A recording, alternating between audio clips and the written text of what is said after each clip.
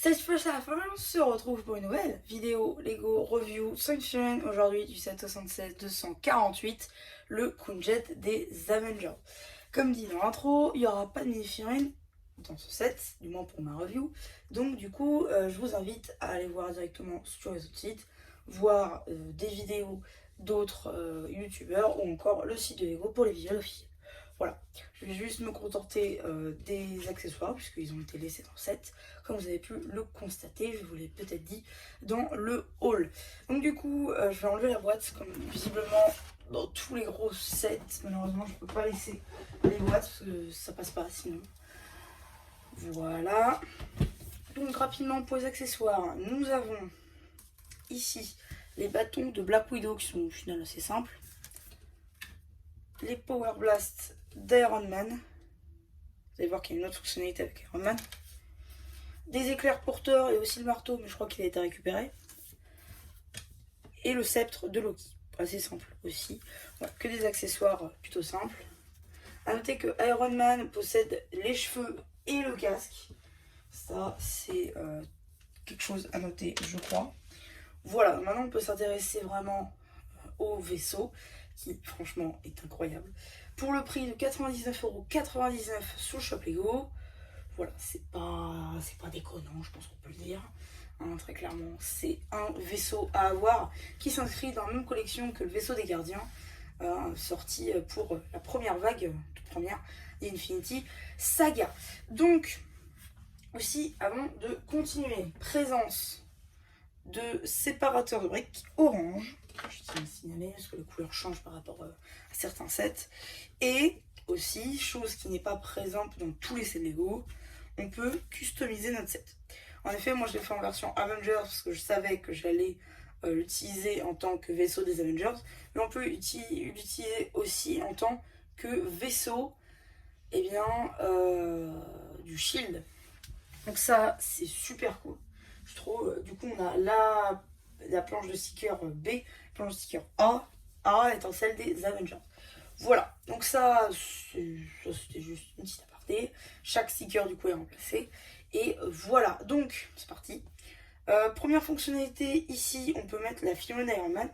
Donc là, par exemple, je vais prendre une figurine que j'ai sous la main. Le T-Rex de la série 24. Hop, voilà. Bon, après on le met dans la pose qu'on veut. Mais je trouve que c'est assez sympa qu'ils aient... Bon, aussi on peut l'enlever si on veut pas l'avoir. Ça va, c'est plutôt cool. Comme fonctionnalité, avec les Power Blast, ça fait une très belle pose. Voilà. Ensuite ici, ça bouge, même si c'est pas censé, je pense. Le socle, qui est à peu près le même, je crois, pour le vaisseau que pour le vaisseau des gardiens. Dont on peut l'enlever, il est assez lourd. C'est vrai que j'avais pas noté, mais il est assez lourd. Je pensais qu'il serait moins lourd. Bon, hop là, on est d'accord, c'est un moins de prestance. Ici, du coup, on a le cockpit avec un sticker juste là, Avengers. Donc on peut soulever le cockpit, deux places. Deux places dans le cockpit. Ici, deux stickers pour les commandes et un autre ici. Voilà, c'est assez difficile à montrer, mais c'est plutôt sympa. On peut mettre, admettons, Nick Fury et Black Widow, notamment. Si je crois que Nick Fury n'est pas dans le set, ouais, c'est parce que je pensais. On a Iron Man, Black Widow, Captain America, Thor et Loki. Figurines assez sympa, malheureusement. Je crois qu'elles sont toutes exclusives pour moi, du coup, parce que je les ai pas. Voilà. Mais bon, bref. Donc, ça, du coup, ça s'ouvre pas sur les parties du côté. C'est un petit peu dommage, mais bon, c'est déjà pas mal. Ensuite, tout le toit s'ouvre ici pour qu'on puisse admirer l'espace très vide, même s'il y a quand même 6 sièges pour les 6 Avengers. Donc on peut mettre Hawkeye et Hulk par exemple qui ne sont pas dans le set. Voilà, ça c'est plutôt sympa. Faut pas regarder les murs parce que c'est assez terne ou alors on a le bleu des briques techniques qui tiennent les ailes. Donc voilà. Les réacteurs ici avec Caution des deux côtés. Logo Avengers juste là. Voilà.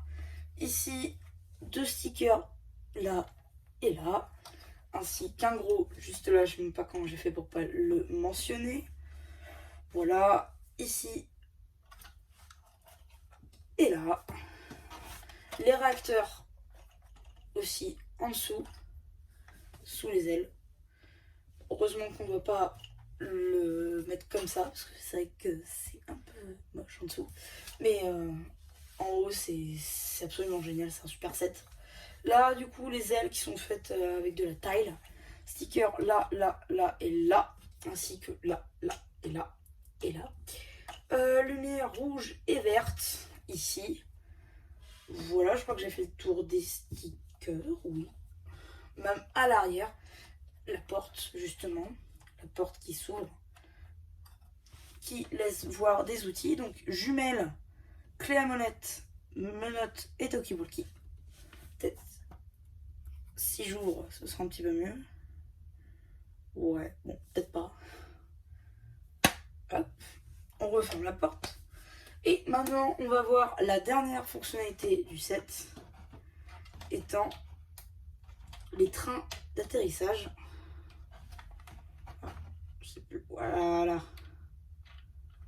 Ok. Ok.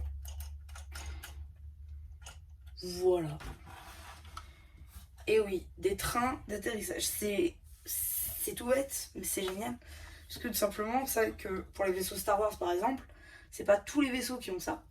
Même pour 100 € dans la gamme Lego Star Wars, vous n'avez pas de train d'atterrissage. Et là, dans un set Marvel comme ça, c'est très appréciable. En plus, on a vraiment la technique pour les ranger et tout. Non, franchement, un super set à avoir dans ses collections. Même si vous l'utilisez, même si vous n'êtes pas fan de Marvel, c'est un set à avoir, parce que même les techniques de construction sont juste folles. Et même si vous ne mettez pas les stickers, ça fait un très beau vaisseau tout de même. Donc voilà, on range les pneus. Seul peut-être côté un petit peu dommage, c'est qu'on voit les pneus de l'intérieur. Bon, après ça, je vais vous dire, on peut rien y faire. Mais très franchement, c'est juste fou. C'est un super vaisseau qu'ils aient pensé à faire un socle. Même je vous le dis, même dans les 7 Lego Star Wars, ils ne font pas de socle. C'est vrai que c'est ce qui peut être le plus comparable. Hop. Alors du coup, oui, je vous ai pas montré, mais le rack, c'est celui-là.